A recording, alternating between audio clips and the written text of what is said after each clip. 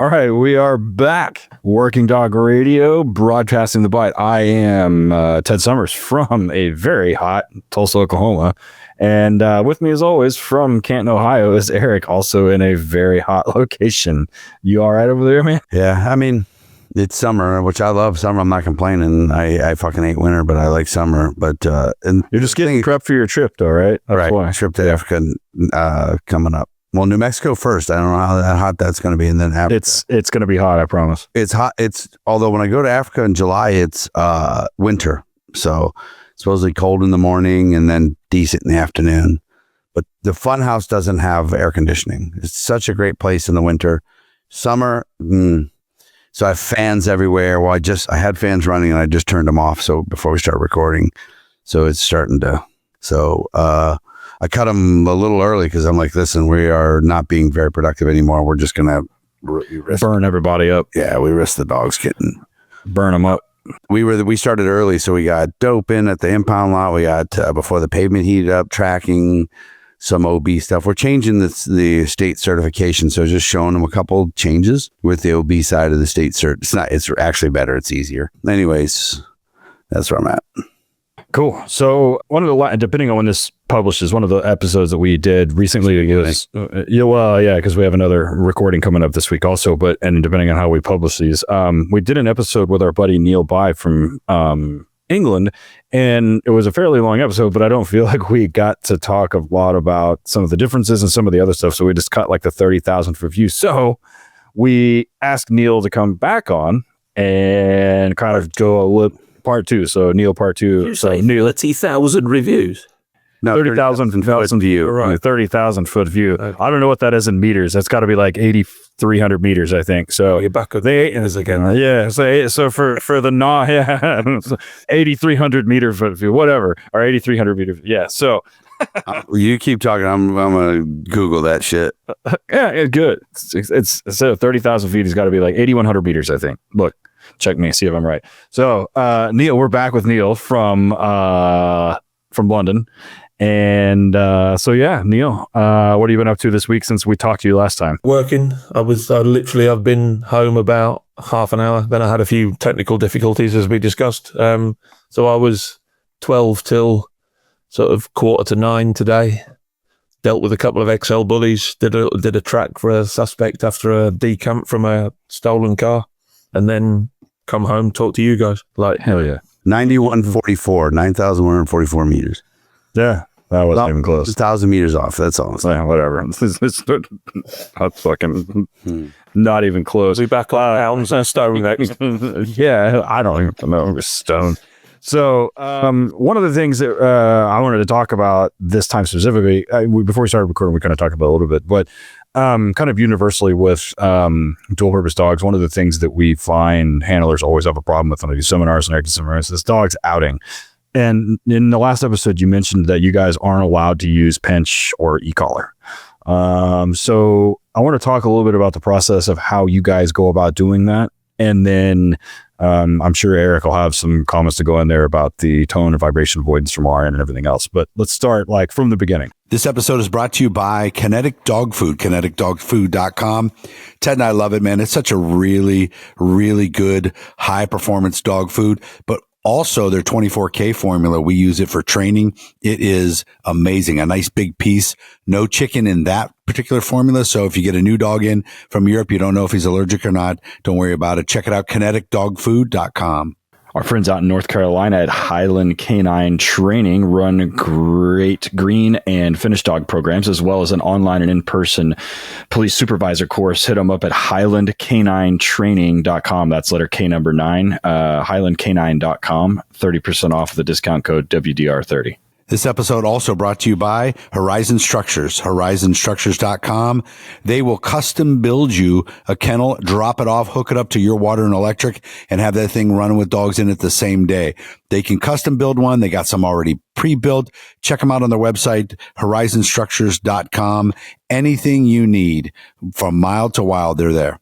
One of the longtime supporters of the show has been Ray Allen Canine in Colorado Springs, Colorado. They've been around forever. RayAllen.com, where you can buy literally everything but the handler of the dog and the patrol vehicle. everything else you can get from them. Hit them up, WDR10RAY for 10% off your order. That's WDR, the numbers 10RAY. One of our longest sponsors is Dogtra, Dogtra Official, Dogtra.com. We love Dogtra. Their products are so good. Their e-collars, their ball poppers. Ted uses all kinds of different things at his place, from pet dog e-collars to working dog e-collars.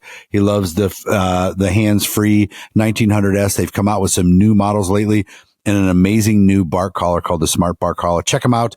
Dogtra.com, WDR10 for 10% off a single item over $200. Dogtra.com. Somebody that's been with us since the beginning is Arnaud out in Vegas at ALM Canine Equipment. If you follow me on social media, you see me wearing my ALM suits all the time. It's all I wear. I've got several of them. Eric's got several of them. We love Arnaud. We love ALM, custom made in Vegas. WDR or WD Radio for 10% off. That's WD Radio for 10% off. ALM Canine Equipment. That's letter K, number 9. ALMCanineEquipment.com. Well, real quick, this is important because there are a lot of handlers and departments in this country that do not use prong collars and e-collars. They're either, it's just frowned on by their agency. Some old school trainer told them no. Some people just don't like to use it. So this will be those of you that struggle with this, pay attention. Wow, you cut me right off. No pressure, Neil. So, like I said, we're not allowed pinch, we're not allowed electrics. And that was because back in the mid-90s, a different police force, not mine, sort of abused them, and they used them with the wrong methodology, probably from a fundamental lack of understanding. So the government said the police aren't allowed them. So it is a thing. So, I mean, we tend to sort of motivate the dog for a bite would be the easiest way of explaining how we do the out. Because I've got some knowledge from outside. I've found good success with opposition reflex. So the dog will be on the grip.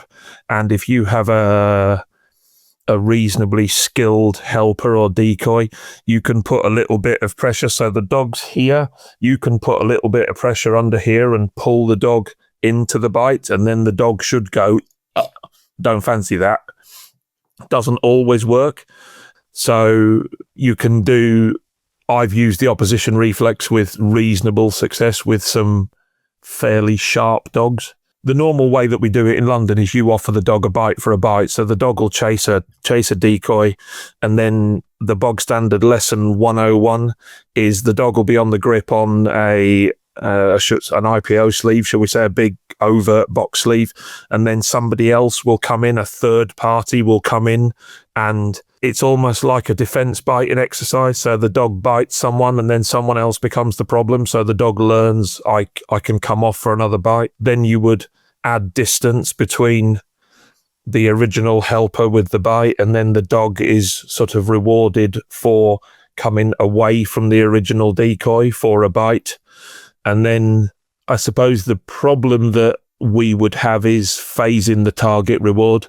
So if you start off on, so the dog gets you're making me think now. So the dog starts off, it has a bite on a box sleeve, and then you come in with another box sleeve and the dog comes off, and the transition is off and on, off and on, off and on. Then you add distance. So the dog will come off the helper ahead of you, 4 feet back for a bite. Then you have to sort of back. You might make the dog come round you into the heel for a bite, and then it will come round you, place itself in the down. Then you can free it up with a command. But as well as, whilst you start off on a second Schutzhund sleeve, you then have to diminish the target. So we would go from box sleeve to perhaps, some of the Schutzhund, like the targeting pillows. You can get, so you would phase it from the sleeve to a targeting pillow. And at the end of the day, the dog's got to find it interesting, because if you just sort of stand there, and the dog's like, yeah, whatever, I'm having loads of fun over here. So it'll just give you that, and that's the end of it. So yeah, we would look to go box sleeve, perhaps to a 3-handled bite pillow or a targeting sleeve. And then you try and diminish that to perhaps a 3-foot long bite bite roll. And then like my dog currently comes off to a bite bar that's about 6 inches long. Doesn't always work. There's different methods for different things. Like, I don't think I mentioned the other day, like we have to do an emergency recall. I think you guys do it over there, but an emergency recall is the person runs away in the distance and you have to command the dog, don't do that, come back to me. So you can reward the dog for coming back with a bite. There's a method in my world whereby it's known as the prison service method. So the dog will go past a point on the field chasing one bloke, and then somebody else will break cover and run in the opposite direction. So the dog then has to make a decision as to what it's going for. Does that make sense? So Yeah. So if you imagine the original criminal or decoy may run off and get to a point where the dog can't readily see it, and then the secondary person comes out and becomes more interesting, then the dog is again rewarded for turning away from one process to go back and do the other. But yeah, a lot of the counties do in the pups foundations, they'll do transitions. So the puppy or the handler will play with the puppy with a bite bar, rag it, bounce it, make it valuable. And then they will, for argument's sake, activate a secondary one. So the pup's got a decision. Again, it's the same principle as the 2 Schutzen sleeves. So the bite bar transition, because at the end of the day, you're trying to get the dog to realize that it's going to get another go, is the long and the short of it. So if it comes off and does what we want it to, so come off, come round me, go into the down, do surveillance on the decoy or the helper, then, you know, the helper may break again. And it's a bit like the escape in the sport. So the dog goes into the hide, barks, the handler calls it out, they bring it out, put it in a static position, the helper breaks, the dog gets a bite, it outs, and then it's the attack on the dog and the drive. So I suppose the concept is, if you out for me, you'll get to play the game again. And then at the day of the races, i.e. accreditation, you go up, you say out, the gold standard is the dog comes off, and then goes into the down. You would have to go and search the decoy, and then you would clip the dog up and walk off the field, because the exercise for the purpose of legalities is you can get the dog off. So the exercise is done. You've potentially, for 363 days or 364 days of the year, you reward the dog with a bite for coming off. And on the day of the races, you have the dog over. Some of the stronger dogs from the continent, it doesn't always work. My dog bites pretty well. At the minute, I have a check chain we call it double link. So, you know, the check chain is a P, not a D. So the bit that goes out over his neck, I loop that back over, tie it reasonably tight. And the minute I put my finger on the collar, he will out, because it sort of puts pressure on his Adam's apple temporarily. The reason I'm allowed a takeoff is because my dog's a firearm support dog or a SWAT dog. So readily in this world, if the bloke's armed, you don't want the dog coming off for a verbal out. So we would advance towards the decoy with a team, put guns on them, and then I would go in, take the dog off, and he would get dealt with and arrested. So I'm allowed to put my hand under the dog's collar. But for the rules of our accreditation, the minute I lay hands on the dog's collar, the dog has to out fairly quickly. Is that a subjective fairly quickly? Like whoever your evaluator is like, yeah, I like 2 seconds. I like 5 seconds. This episode is brought to you by Dogtra Official, Dogtra.com. You guys have heard us talk about it. We've been with Dogtra for a long time. We love them. They're amazing people. We love their product. There's so many different things that they do. The 1900S, the hands-free. They got all kinds of things, poppers, droppers, all kinds of different things with their e-collar. But I have been a proponent of their YS600 bark collars for a long time. Everybody knows I talk about it. When I had the kennel open, I would come in and show videos of all the dogs being quiet. The YS600, they have the YS300 for smaller dogs. But here's the thing, guys. They just came out with a bark collar called the Smart Bark Collar. Dude, this thing is amazing. It attaches to an app on your phone. You can control everything out of it, see in real time what's working, what isn't working with the dog. But here's the kicker. It catches whining. That's the big deal with that smart bark collar. It catches the whining because we all know your dogs learn to whine underneath the threshold of other bark collars, and it's super annoying. But with that smart bark collar, it catches the whining. And in the app, while it's working, you can just reach up and hit the vibrate button. There's a little button on your thing that'll vibrate that if that seems to work a little bit better for your dog. Or you can actually administer your own stim as a little bit extra if need be. You can set minimums, maximums, sensitivity levels to pick up that whining. Check out dogtra.com. They have a discount code WDR10, 10% off a single item over $200. But check out that smart bark collar, guys. It is amazing. We've been messing with it in my facility, and my employees absolutely love it. Check them out, dogtra.com. Yeah. Like, I mean, I've licensed people. So like, if you have got a verbal out and you walk up, you get to your, I don't know, 8 meters away or whatever you're happy with, and you say, "Oi, out," and the dog goes, "Meh," and then you go, "No, out," then it comes off. You're allowed a little bit of leniency. Again, if I put hands on the dog's collar and he outs, good. What they don't want is obviously the dog, me putting pressure on, and then it ends up in the world's best game of tug. And then you're going to be looking at, realistically, on a live job, you're going to do people some damage. So that's not, that boat don't float, as they say. Yeah. 8 meters in Ted's world, that's 300 feet. Exactly. And 12 pound, 4 ounces. Right. Exactly. 100%. That's pretty similar to a lot of guys, the way they do it here. When I was at the police department, we would do, and this was a kind of a way to clean the dog up right before certification. We would put the dog on a bite, and a lot of times we used a long line just to control where the dog went. And we would have another decoy come out and stand next to the handler. And then we would have the first decoy turn sideways so that the dog can see the second decoy out of the corner of his eye. Get him to come out. And it's not very far, like you're saying, real close. And then what happens is the dog, eventually our goal, it sucks for the handler because he's got to run back and forth and back and forth. But I think it's Jerry Bradshaw, when he teaches this, the handler stands in the middle and just directs back and forth. That's what I was about to say. I call it the bouncing decoy game, which sounds like the further down the line version of what, Neil, you were just talking about, where we out the dog, have them either recall back to us, or as on their way back, we kind of direct them past us to the next decoy.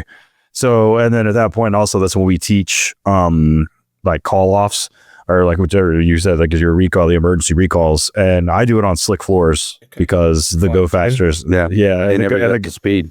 Yeah, the go fasters don't go faster. Yeah. So they're much less committed. They're still committed, but they're just not fast enough. So it gives me a little bit more time. But yeah, we out recall, out send, out recall, back and forth, back and forth, back and forth. So it's basically just like human two ball. Basically trying to sort of, you're trying to, whilst you're trying to have the dog over, you're trying to sort of teach the dog, look, if you let go, I'll give you another go. And that once they get the game and they can add 2 and 2 together to make 4, not 806, then they will learn because there's times over here, like weaker dogs might get, if they go and find a suspect, they do the bark and hold, they might do a weak bark, or they might not be that motivated for the game. So you can do it's almost like the escape for the IPO, like the handler, the dog will go in, indicate, bark, no problem. But let's say, for argument's sake, I don't know, a ball as its reward doesn't massively float its boat. So the handler would call the dog back to him. Once the dog's under control, the suspect will break cover, and then it turns into something more interesting. So that it then turns into a prey exercise. Mm-hmm. And then, it's all about sort of reading the dog in front of you, and the out's the difficult thing. Like a lot of dogs from the continent, they bite like lions. Yeah, and of course. And then you've got like all of its imprint in his bite, and then you're trying to sort of undo that and say, well, and that's what I was going to say, because you were kind of going back and forth, because I heard you mention, like, people that are raising the puppies, kind of get them used to it, and then you mentioned the dogs from across the channel there, and which are raised completely differently. Absolutely. And so I would imagine that, and that's kind of where I was going with this, like when they're raised that way, it's usually not that big of a deal. But sometimes, like you said, when you get them from the other side of the channel, they definitely, as our buddy Carlos Ramirez says, it's bite work, not outwork. So, I mean, I can resonate to that. So when I did the pups, I would do their foundations of bite work, sort of a mixture of agitation, a mixture of prey work, a mixture of prey work, strike work, a little bit of defense. When the dog was ready, a little bit of ground fighting. Once the dogs are settled and I know they're going to bite me, then we'll have a roll around on the floor. I was a big believer that the dog has to come out, look at its adversary, and absolutely wipe the floor with the adversary. So like I said last time, I'm a big dude. I'm 6'2" and 18 stone, which I've not looked up, but it's heavy.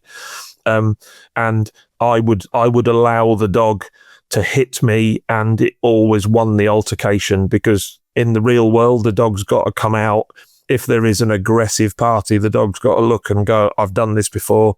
Mm-hmm. I went out, I hit him, I bit him, I won, and nothing bad happened. Whereas, so yeah, I mean, I would do a mixture, like I said, of a little bit, some agitation. I use the whip as a drive activator. Then you start them off on the right road. I'm always promoting the best grip I can. And then you've just got to click through the gears. But when I was the puppy instructor, I always said it wasn't necessarily my job to teach the dog the out. That was the basic course instructor's issue. But if I did have a litter of particularly capable dogs, I would perhaps intervene and start them with the outs on the run up to their basic course to try and give the instructor that was going to get them a bit of a leg up. Because if you a lot of people that work with me, I understand the mechanics and how to get dogs to bite me, and I'm pretty good at promoting the grip work. But then at some point, you've got to put a lid on that, because you don't need the dog that comes out and sort of looks round and goes, you're getting it, then you, then you, then you, and then I'll start on her down the road. So the dog's got to be level-headed for street work, in theory. When you're doing the puppy stuff like that, the regular basic course instructors, when do they get involved? When do they come around the kennel and look and see what you got? So, like we said last time, they would come to see me for two days a month on those days. So let's say I would go and pick them up at 8 a.m. and take them out. We would first of all go and do tracking, depending on what level the pups were at. Then we might go and do barking at a suspect or the bark and hold. Then we might go and do some obedience. Then we might go and look at a toy retrieve. Then we would go and do sort of the basics of agitation, starting the dogs off on the right road, and then you click through different bits of equipment, different strike points. I used to quite like the pocket of in here, so I'd try to teach them to sort of hit me hard and sort of strike through, which at a 45-degree angle if I could get it. So they would be with me so they get 2 days a month until they hit 12 months. Then they do a 4-day course where normally the basic course instructor would come in and sort of have a look. And then that 12-month assessment is for their suitability to go on to their basic course. You sort of tick through, does the dog track? Has the handler got a retrieve? Does the dog bite? Does it bark at a suspect? And then it's for the basic course instructor to go, yes, I think I've got 12 weeks. I can get this dog from here to accreditation, or not. I mean, 99% of the time, the dogs, I followed a system in my head. I wasn't ever particularly good at writing stuff down, but any dog that was in the system, I could know where each individual dog was and each individual exercise, and I had it all rattling around in my brain. And then the basic course instructor would do the 12-month course if they were available, or they might just come and watch what I did. So I might do the 4 days training, and then they would come and watch and they would go, yeah, they're good. And then in 3 months' time, when the dog's 15 months old, they start day one of their initial course. Yeah, so they already know. Do you ever prep them like, hey, dude, I got 3 good ones here? Like, yeah. I mean, You know those guys, right? Like, I know you're big We department. were very lucky because, I mean, that, you know, we spoke about the 49-day test. That the 49-day test is not infallible. It's a bit like, because I bred the dogs as well. So, like, you see a lot of people these days with coloured collars for the litter. So the Met used to shave points on their tail to identify the dogs, whereas I'd obviously seen the coloured collars, and realistically, coloured collars is easier to identify the dog. If you have to go in and go, one of them's looking a bit ill, and I've got to fiddle through to identify which one it is by its tail markings. Whereas if you can look on the cameras that are in the whelping room and you can say, purple collar's looking suspect, he needs to go to the vets. So yeah, I mean, the testing does provide you with an insight as to where the dog, what the dog was about for testing. I don't know whether you know, but when a bitch gives birth, immediately prior to the first birth, there is a massive testosterone dump. So I used to specifically ask for the first couple of dogs to wear different colours of green so that I could identify them as the firstborn, so to speak. My herder through there, she was the green collar of JK's litter. So if there's a massive testosterone dump, so then you could get potentially with the first couple of dogs in the litter, they may be the strongest in the litter because they were born first. So they get a massive influx of testosterone, for argument's sake. So, and I had to be conscious that, oh, look, it's the green collar, but I had to make a conscious effort not to sort of put a human slant on it and want the dog to succeed. Whereas, so sometimes on testing, I might say the kennel staff used to come and help me. They'd bring the pups in to start the test. I might say to them, just immediately prior to putting this pup down, take the collar off so that I don't know which one it is. Does that? Mm-hmm. Oh, yeah. Because it can skew your thought. Absolutely. I want to be independent, and because humans sort of like to conform things in slots and holes. So if it's the green collar, you'd go, oh, that's a banger, that's a brilliant testing dog. Whereas if I didn't know, and then I looked at the results sheet and it sort of proved the point that the green collar was a good pup, then I've not skewed the result myself. All right. Our next sponsor is really good for the business side of this. If you're in the business of breeding or raising police dogs, or even just regular dogs, pets, or gun dogs or whatever, one of the biggest hassles that we have to deal with is housing. Making sure it's safe, making sure it's high quality, all these things, make sure it's sterile, it's easy to clean, we can feed. If not, it just creates an infinitely higher workload. On top of that, it's expensive. One of our sponsors from Horizon Structures, they do a great job at making a plug and play drop ready to go as soon as it hits the deck in your location. You have a gravel pad, hook it up to electricity and water. You can put dogs in it that afternoon, and all the guesswork is taken out of it. It's ready to go as soon as it gets there, and you can go from mild to wild. I've seen some that have stainless steel on the inside. It looks like an operating room. It comes with its own air conditioner, all the way down to just like a basic one you need to put in the backyard to satisfy your policy requirements. If you're a canine handler out in the back for a 10x10, he's got an indoor outdoor. He's got a little outdoor thing that's elevated so he doesn't have to stand in any of his waste, and it's easy to clean. So everything from all the way from a single dog all the way up to, I think they do like, what do they do, Eric? Like they do like 16 and 18 like large sizes. So hit them up, horizonstructures.com, and they will get you set up quickly. Mm-hmm. I wonder, is that like a thing said, hey, that you got the green, that's the green collar, or like when the dog's a little bit older, of course the dog's like that, he was the green collar. I mean, is that that term, the green collar, pretty? Yeah, I mean, it was for me because when my herder was born, JK gave her the green collar, so I transitioned that because I like things to be simple for my own brain. So so if it's green collar, then I associate green collar is the firstborn. And yeah, got it. It just makes it, I mean, it could have been the purple collar, but I chose green because I had some sort of understanding of it from my own dogs. I like that. That's pretty interesting. I never knew that. You, Ted, about that testosterone dump? I never. No, I did not know that. But look at that. I mean, it makes sense. But yeah, the confirmation bias thing is definitely something that. Well done, you. I knew there was a term for it, and I didn't know what it was. Confirmation bias. That is it. Yes. Yeah. Because it was the first one, and it's like, and now you know, and now that you know, now that I know, and you're like, shit. And you try and make it fit your own narrative. Like, oh, that's the green collar, that'll test off the scale. Or the worst part of that is you start making excuses. So if you see something you don't like, and you're like, well, blame it on the moon. Exactly. Yeah, he's a Sagittarius or something, and he doesn't like when his mood's in retrograde or whatever. So it's like, the confirmation bias is a thing because humans try to, like I said, they try to put pegs in holes. Whereas, so I tried to take as much of it out as I could.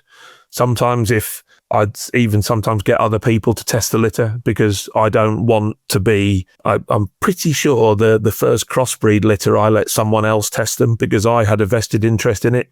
And I didn't want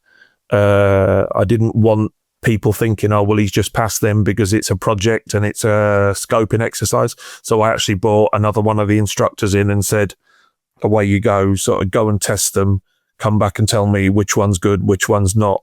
So that I deliberately took myself out of the equation so that I couldn't force the issue to try and make it work. All right. That's cool. I like that. I want to remember that green collar thing. So here, going back to the out thing, you mentioned, and we're going to segue to something else. You mentioned because your dog works with SWAT and the gun cops. Let's talk about that. Because if you're listening in the U.S., not every cop in London has a gun. Everybody on the street has a knife, but not all the cops have a gun. So talk about that. What's that different? What's that look like? I know that's what you like because then you're hunting. You do your initial course. You go and work the dog on the street. A friend of mine, Rob, he's another instructor. His portfolio is the Trojan. So they're called Trojan dogs over here. The firearm support dogs are called Trojan dogs because the call sign on the radio at work of the armed police is Trojan whatever. So they're called Trojan dogs, firearm support dogs, SWAT dogs. So once the dog's proven on the street and it's got no environmental issues and it's good in training and the handler has control of it and you've done a couple of your annual accreditations, Rob would come in, and so you do 6 months on the street operational work. You then go and do 1 day where Rob goes and has a look, and he would, I think the first one was just, can the dog do its core functions, its core skills? Can it go into a building? Can it find a suspect? Can it bark at them? Can it stay with them? Has the handler got control of the dog is the long and the short of it. If someone runs away, will the dog go chase them and bite them?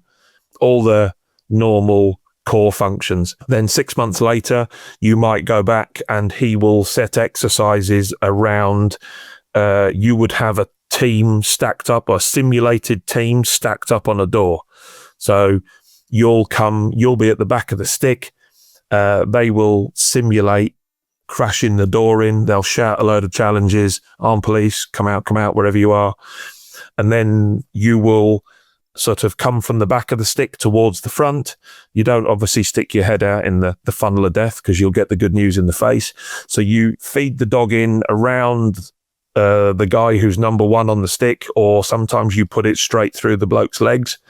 You feed the dog into the building, and then the dog will go off, down, search, find a suspect. So Rob's main thing is neutrality around the gunslingers, because if you get a dog that comes in and is absolutely wired to the moon, and the minute you try to feed the dog round some bloke who's carrying a gun, who's not a dog person, and the dog goes, that's near, I'll just take that while I can, then you obviously have a fundamental breakdown in the relationship between the armed guys and the dog. And then you'll get a reputation where they sort of won't want your dog to be on their job. Yeah. So until I got my current dog, I'd never done this firearm support. So all I did was I brought him up. I got given him when he was 13 months old from the continent.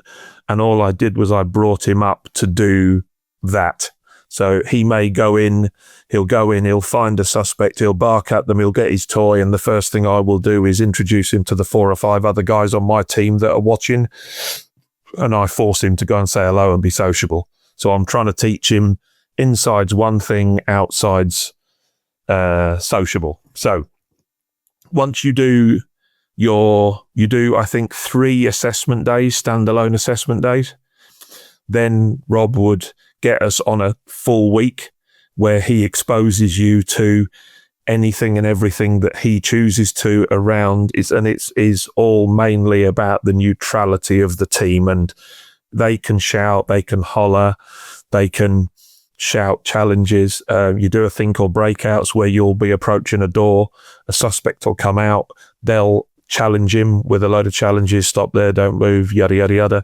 Then he'll run. So you can, like, you put the dog into drive with stimulus, the dog should go, oh, okay, he's running, I'll take him. So the dog will go through 4 or 5 people on a simulated team, go and get a bite. Then everybody approaches and starts shouting and hollering, get on the ground, all that good stuff. And then they're looking for the dog not to come off because the dogs routinely will be used to the handler arriving.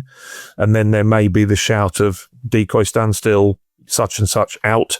So you're then, you've done a load of good work by getting your verbal out, and then you almost try to undo that to do the bolt-on skill for the SWAT dog, because you don't want the dog coming off. Because if the bloke's got a pump-action shotgun, you don't want him, even if he's dropped it, because if the dog drops off and goes back to its dad, then the bloke just walks over and picks up the gun, then somebody's going to open fire and he's going to have a very bad day. So you do the 4 days. If you pass that, Rob's quite honest, and he basically says this environment's quite stressful. If you do not want to do it, you have to be honest. And if you do want to do it, then by all means. And then after that, you then get put on a 4-week course. So that's all you do. You do tracking with a simulated team behind you. So the dog's at the front with the handler. The handler, because we don't carry guns, so the handler will have a cover officer. And then you will track. There'll be a track, multi-surface, multi-terrain, and you will get to a suspect. And again, it's about the neutrality of the team. You'll do building searches. You do some vehicle options whereby they put a stop in for a simulated armed person in a car that may have a gun, or there's a report of a gun. So they have different levels of authority from the firearms unit. Sometimes they'll say, stop the car and do it's called an armed inquiry, where they'll just go up. They are armed officers, but they'll just sort of knock on the door and go, everything all right? We're just going to have we've had a report of this. And if the legal grounds are there, they'll search the car. Depending if it's, for argument's sake, 40 minutes ago it was involved in a shooting, then they will do what's called an armed extraction, where they'll basically clatter the car off the road into a wall, and then they'll pull people out at gunpoint and make it under no uncertain terms that they've been stopped and they're under arrest. So you do the 4-week course. If you pass that, then you go back to your normal shift pattern and you carry on as normal. You don't necessarily work with the ARVs or the SFOs doing dig outs yet. What they do is they let the dog do the course, the dog passes, then they let the dog, for want of a better term, go and decompress and go and do normal stuff. And then you have to do continuation training. So every 6 months, I have to do a week's training for Rob or another instructor to deem that we are still operationally efficient in that environment. So what you have to do is you do the course, you pass the course, then you might have to wait 3 months. You do the refresher week where you have another 4 days doing it. And at that point, you go active on, the term is active on the list. So you then become an active part of the Trojan dog element for my employer, and then you do that shift. That sounds strange. So we have different things to do. We have minimum staffing levels, and sometimes I might come in and just do normal dog van. Like last night, I was just a normal dog van for my area. Next week, I'm the shift Trojan dog for the whole of London. So there's only one. Back in the day, it used to be 2 dogs for North London, 2 dogs for South, but there's less dogs. So you are the Trojan support dog for the whole of London. So I might be where I work, which is in one part of London. And if South London has, I don't know, an armed robbery and the suspect gets seen to go into a house, they will go through the procedural bits to authorize an armed operation to go. It's called a dig out. So you go and do like the proverbial knock on the door. That's a spontaneous thing. So this perpetrator has been seen to go and rob somewhere, and he's run off, and he's been seen to go in the house down such and such a street with a red door. So they'll do all the intelligence checks. They crank it through the gears. It has to get authorized at different levels. And obviously the usage of firearms has to get authorized. For argument's sake, the bloke's a risk to the public. He's a criminal. He's a wanted criminal. And so I said the other day, we have what's called armed response vehicles. So there's 3 guys in a big car. There's about 30 of them on duty at any time in London. They just go out and do normal patrols. If there's, a bloke seen walking down the street with a sword, funnily enough, they'll go and deal with him because they're better equipped to do it. If there's an armed robbery, they will go and respond to that, to go and do a street search for the suspects. But at times, the ARVs also do pre-planned dig-outs. So I might come in to do night duty shift, and I'll get told, oh, you've got to go to wherever their base is for midnight to go for a briefing, and then they'll go and there'll be another job completely unrelated that'll be a warrant for some other offence. So they do all the logistics. They will approach the door, or we all approach the door with me on the back of the stick. They cave the door in. They will do, it's called a dig out by means of it's a limited entry by means of call out. So they'll smash the door in.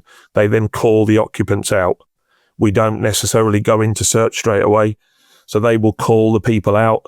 The gold standard is they get the suspect first, then they'll ask anybody else. And then if, let's say they get no answer, so they may put the door in, do a load of challenges, no answer, the next words out of their mouth will be dog up. So I then snuggle my way to the front of the stick and put the dog into search. He is there as an early warning system. So wherever he goes, if he goes into a room, there'll be 2 people on either side of the door stacked up. They will watch the dog. They give me a commentary on what the dog's doing. So I normally sit 2 or 3 back on the stick with my eyes shut so I can hear what the dog's doing, because I can't see him. There's no point trying to look I'm not allowed to look. So I have to try. I can hear if he's moving, then 9 times out of 10 he's working. And then they might say, like for argument's sake, he's sniffing, he's jumped up at a door, or you're looking for them to articulate a commentary of the dog's behaviour.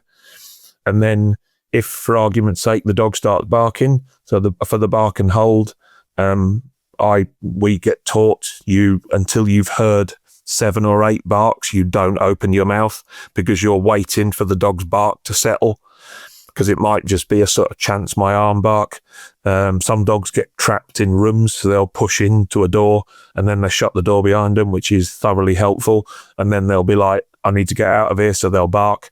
So you have to wait for the bark to settle. Rob's quite clever because he will put out, like single blind, double blind searches. Okay, so Rob will do a single blind search. He knows where the decoy is on the training course, but I don't. So when the dog goes in and barks, I'll be standing there counting 1, 2, 3, 4, 5. And when I get to 8 or 9, I go, contact, he has found someone. And then he will say to you, accessible or inaccessible. And then that teaches you to read the dog's bark from a distance. I'm quite fortunate. My dog is a double foot charger. So if he's found a hidden, he will absolutely be caving wherever they are in. So I'm very lucky. He makes my life easy, because if I can hear him foot charging something, I'm able to say inaccessible. This episode is brought to you by our good friends, the Pergasons, down at Highland Canine Training. Highland, Highland Canine Training. They're a really cool place, guys. They have a school for dog trainers, pet dogs and working dogs. That is an amazing spot, man. You can go there, and it's no joke. Like, you're not going to be there for 3 weeks and come back with some stupid certificate. This is like a 6-month school for dog trainers. You learn every aspect of it, including the business side of dog training, which can be tough especially for us, former cops or current cops or military guys that don't really know all that stuff. They've been doing it forever. They offer online courses. They sell police dogs. They have canine handler schools. They offer in-person supervisor courses. Check them out, guys. HighlandCanine.com is the website to go check it out. Everything's on that front page there. It's a very nice website. Check them out, HighlandCanine.com. For the supervisor schools, I think there's a 30% off with the discount code WDR30, HighlandCanine.com. So when you when they call a dog up, you come up there. Everything from that point forward is off leash, or is there a mix? Yeah, no, off leash. Everything's off leash. The dog goes into the house on his own. Well, say you go in, because I've never been in a London flat. I don't know what it looks like. When you go in that first room there, if he goes, there's nothing there, they take that ground as you move forward? So what they would do is you will put the dog in. There'll be two people on the architrave of the door. They give the commentary. The dog has free reign of the house. If he can do every room, so they should give a commentary. He's gone in first room left. He's come out. He's gone in second room left. Now out into first room right. So in my head, I'm thinking, okay, it's a corridor. There's at least 3 rooms off it. They will allow the dog enough time to work. And then at some point they may turn to me and say, get your dog back. So I have to call the dog back, and then they will potentially, like, if there is a first room left, they may enter slowly and they'll bite off a bit of ground. They may then stack up on that room again. You might put the dog in the room again. Then you'll call the dog out. And it's basically it's a very slow, controlled search to contact. So you may put the dog in each room, in first left, out, in second left, out, and each time they're moving and stacking up on the door. So once I've called the dog out and said, dog secure, there is no one in that room, they will enter and clear that room. And then you basically work your way through your search area, be it a flat, be it a school, wherever you work it. You work it carefully and slowly so that there's no mistakes, nothing behind you's unsearched.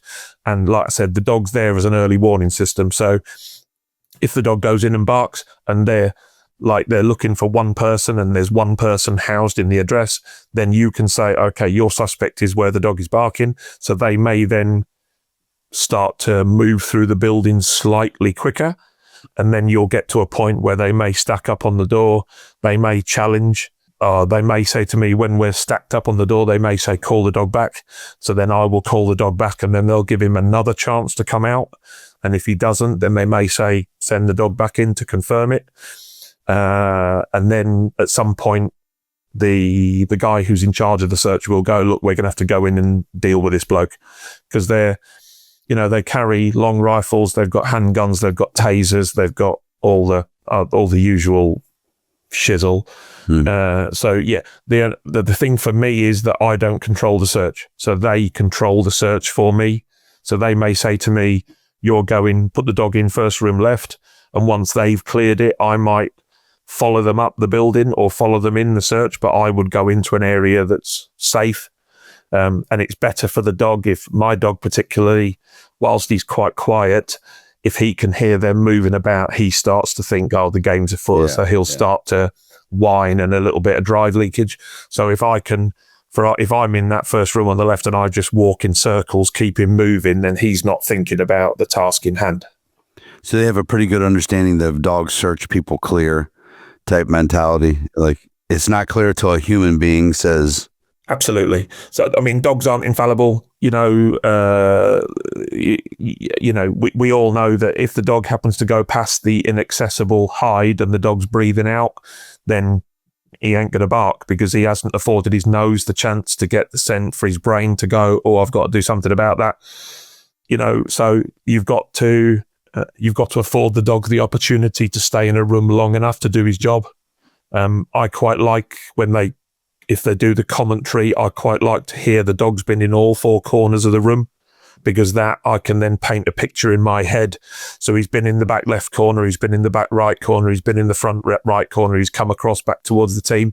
So for argument's sake, I might then say, has the dog been everywhere in the room? Because I can't see. If they say, yes, he has, then I would say, okay, do you want the dog back and out? And they'll go, yes or no. And then I'll call the dog out, and then they would go in and enter. So I have every faith in my dog because he's been very well trained by the people that have helped me and the people that have taken my courses.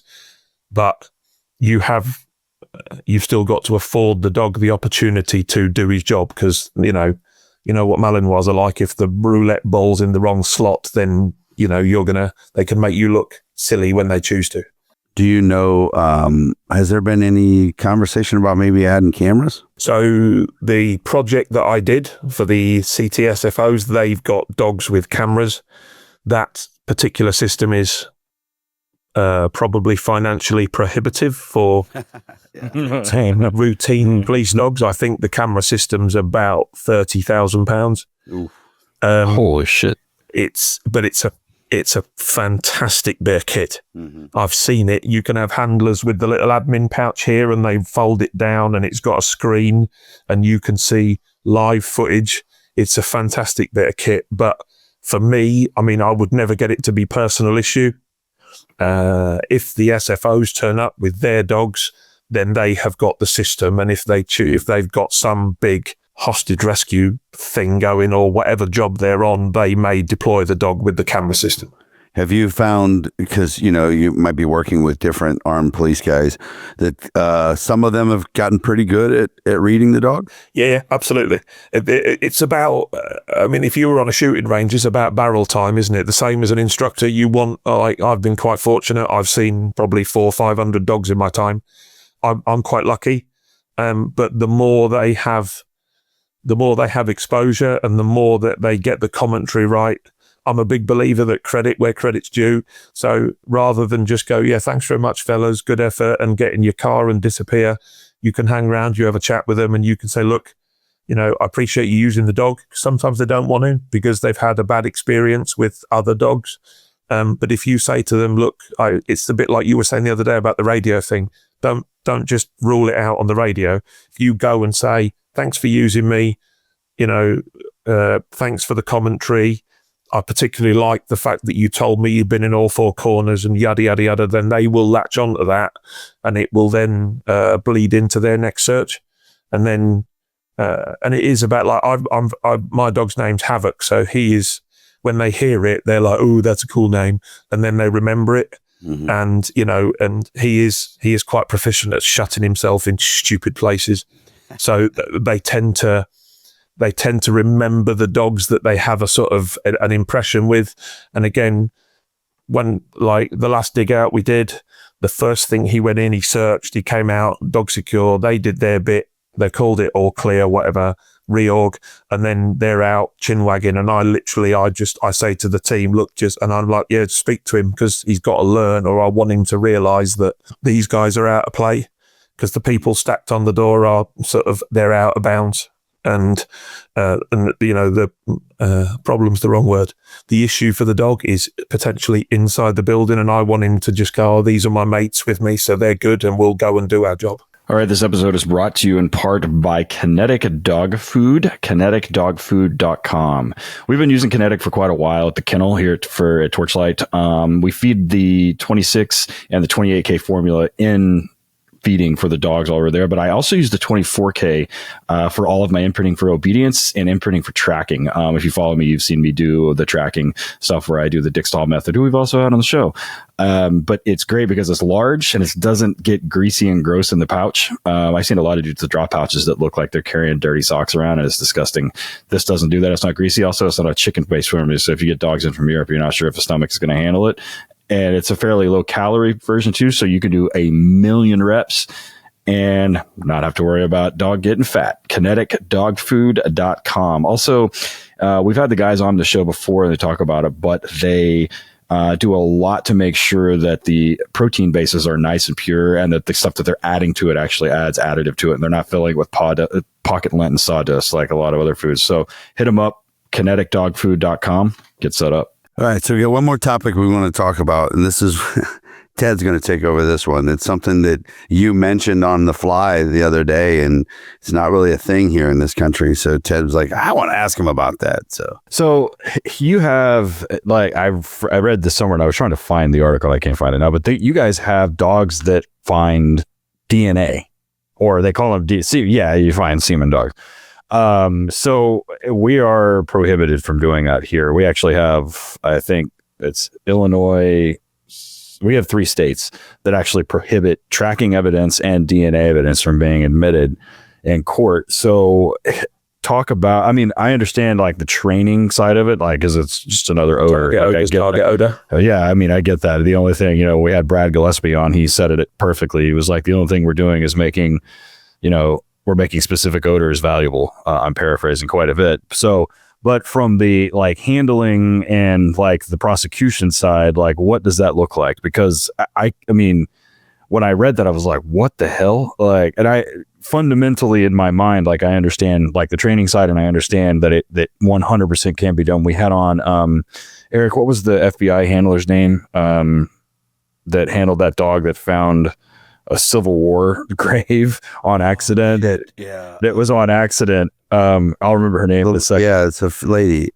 She's like really well known. I feel like I can't remember. I do too, because I'm off the top of my head, but they found a Civil War grave like on accident. So like I understand conceptually, but I'm interested in like the prosecution side and like how they like basically articulate and justify, the dog has found this, and we're able to then use that in prosecution and everything else. So I did victim recovery with my first dog. I never did the semen thing. So my first patrol dog was a bolt-on skill. Like we said, he had 17,000 tasks to do in his brain. So then they moved on to standalone, single purpose, the floppy-eared cartel, as you call it. They, Springer Spaniels or Labs, Cockers, they will teach them to do victim recovery. So human remains, blood, and then they did a feasibility or a business case to do semen. I think the long and the short of it, I've never done it, but the long and the short of it is you deploy the dog to search, the dog indicates, and they use that to narrow down what needs to be forensically examined. Does that make sense? So let's say you've got a serious sexual assault scene and it's, for argument's sake, I don't know, 50 yards square in a park. If you deploy the dog and the dog goes over and indicates on an area, you would forensicate that area. So let's say you've narrowed down 50 square meters to 12 inches square. So then they would forensicate that. They lift whatever the sample is. I don't know what it's like over there. Like we take DNA off of criminal suspects in this country. So there's a DNA database.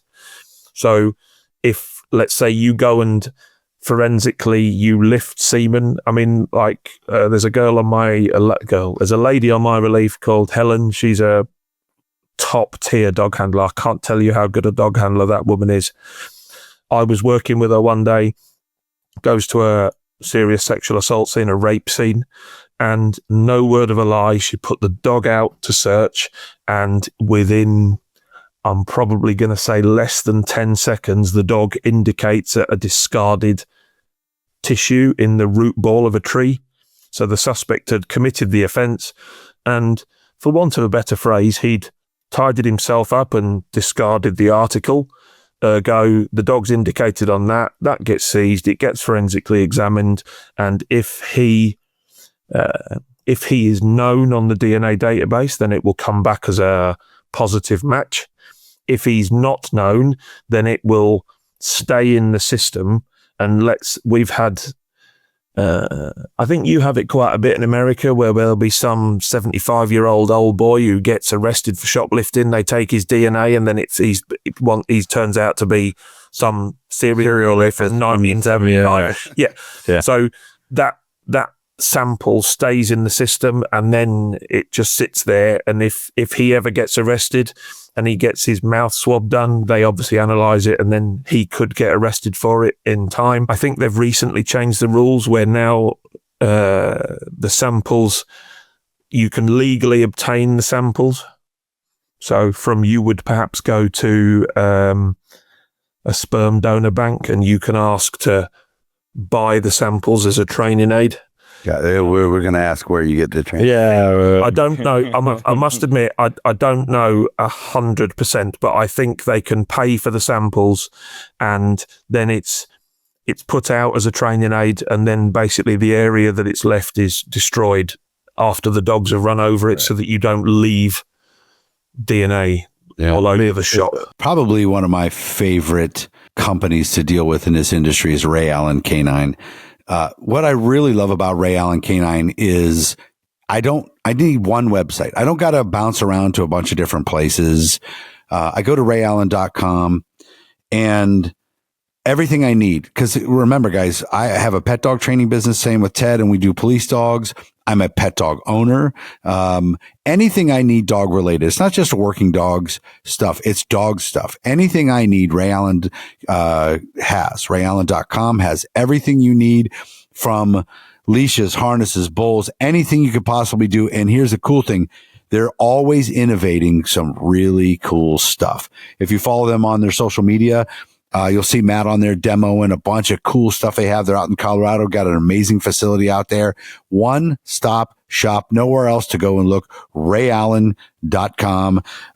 Use the discount code WDR10 RAY for 10% off. WDR10 RAY for 10% off at rayallen.com.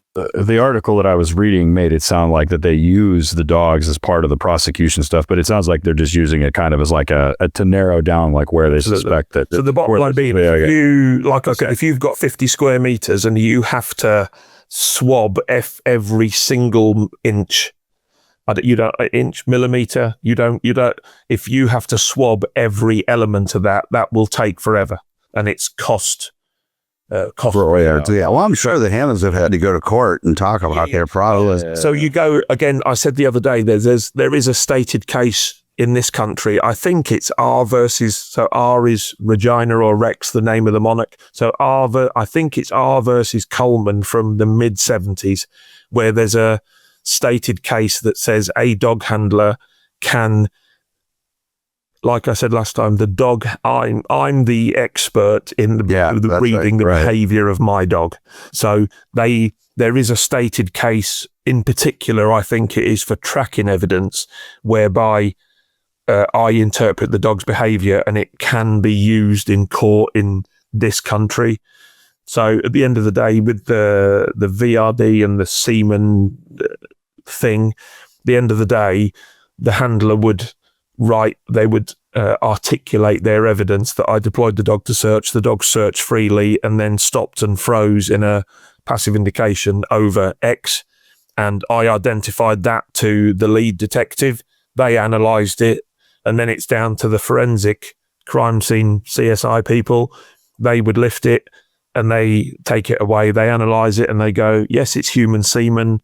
This is the DNA profile and it belongs to John Smith or whatever. Yeah. So for the Americans listening, there are 3 states, Illinois, Montana, and Nebraska, that explicitly have cases that tracking evidence is inadmissible under any circumstance. Why is that? Well, so in Nebraska, I think the case was called Brott versus State, and it was from the early 1900s, like 1903, and they said that the actions of this dog, was a bloodhound, that the actions are unreliable. The evidence constitutes hearsay. This is 1903, though. I mean, this is like back in the day. The third thing is the defendant is deprived of his constitutional right to confront the witness against him. The fourth is, I think the defendant should not be placed in jeopardy by the actions of an animal. The fifth is he can't cross-examine the dog. And the last one's pretty funny, which is what got me to read it, is the jury may be in awe of such testimony because they can't believe a dog could perform that behavior, which is fucking stupid. But now they need to revisit that. But I agree. Illinois has a similar one from 1915 like that. So dumb. We're going to get all the hate mail and fucking Illinois. From Illinois is like, it sucks here. The property taxes are too high and fucking there's too much crime. But listen, I got 2 points and I got to close it up because I got to leave. One, you said forensicate twice. I was sitting back going, that's fucking made up. That's a fake. No, see, it is. I looked it up. I Googled it. So you're very smart. I was like, forensicate. Listen, I'm a lot of things, but no one's ever said I'm smart. I made that shit up. I looked it up. Nope, it's a real word. And I was going to put an image in some folks' heads here. I would assume that during the training or the operational part of the semen dog, the biggest problem is keeping the dog from licking it. Oh, now I'm going to say this. People are like, oh, what are you talking about? Listen, some of you gross motherfuckers know your dog on your carpet in your bedroom. You can't have a black light in that room because you're dirty dick and dripping all the way to the Conversation isn't What in the fuck? So the dog's licking the carpet in your room. You're like, what are you doing? What do you think they're doing, a-hole? Eric's lost the room. You get a carpet scrubber in your room, you sicko. Oh, So a lot of you have DNA dogs. A lot of you have. There's guys at home going, yeah, that's true. Fuck yeah, that's right. You gross ass. It's disgusting. You just got to get a clicker and a toy in there, right? And then you can pop the dog on target onto yourself. You or your dog sitting at the end of the bed. I know what you're up to. You fucking taught your department's owned property to be a semen dog. Nasty. So I can tell that this part of the conversation is going to be in the Instagram role. yeah. We're name this. However, we are going to probably name this. He's the green collar. That'll be the name of the. Yeah. Because I know that's a saying. Has to be a saying over there. Yeah, it's a green collar. You guys talking shit. Fuck my dog's the green collar, bitch. You're purple collar ass over there. Hence why you never tell handlers that. Yeah. Otherwise, they'll live off the farm. My dog's the green collar for the rest of his days. Well, Neil, we're glad you could jump back on. You know, there was when the social media promotion came out from this, a lot of guys that know you from over there somehow, whether they work with you or not, had a lot of good things to say about you. Like, hey, this is a real dog, man. And we talked last night. Pickles. He's a good lad, Pickles. He's not called Pickles. He's called Paul. But he speaks very quickly. But yeah, he's a good lad. He's a proper dog bloke as well. So we talked the other day that we need to do part 2. So when you get I missed off one thing the other day. This might blow your mind, that an exercise we teach is also a thing called the standoff. So this is a difference between us and you guys over there. So a fleeing suspect will run away.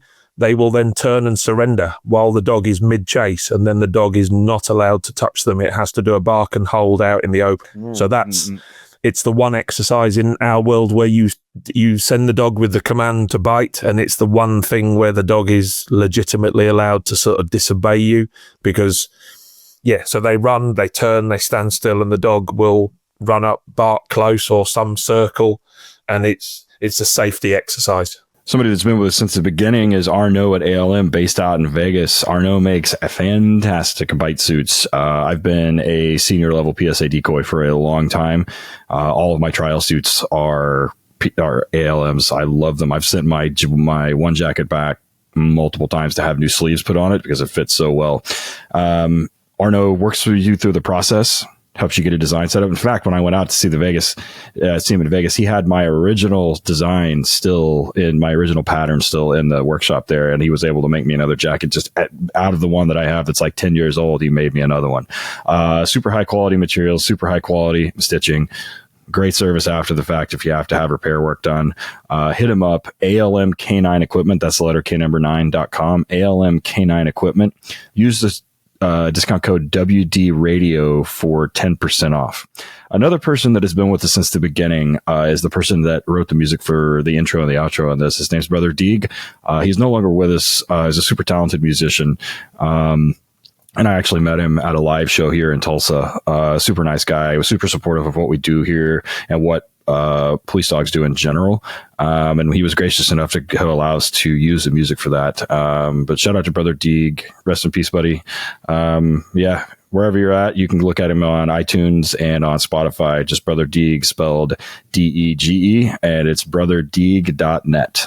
There's real quick in Ohio, there are some folks that do bark and hold for their recall thing, and they that's exactly how they have them do it. The decoy runs, stops, surrenders, dog comes up and barks at them. It's very hard to teach. I say if you're spirited dog, it's a very, very hard exercise to teach. Yeah, half your training days on that damn thing. So. Absolutely.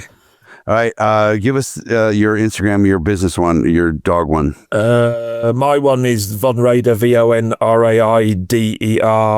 I've had a couple of good interactions on there, so I appreciate that. I had some guy from Australia telling me that he loved the podcast. I got in the CAC last time because I didn't mention one of my mates at work. So Cheese, love you to bits, and stop moaning now because I've mentioned you on the podcast. And I'm on... Long live Cheese. long live. Well, his name's Sarni. So over here, if a sandwich is a Sarni, so his surname is Sarni, different spelling. So because the police come up with good nicknames, his name's Cheese Sarni. He's a good lad. He's got a particularly good police dog. So he was mortified that I didn't mention him.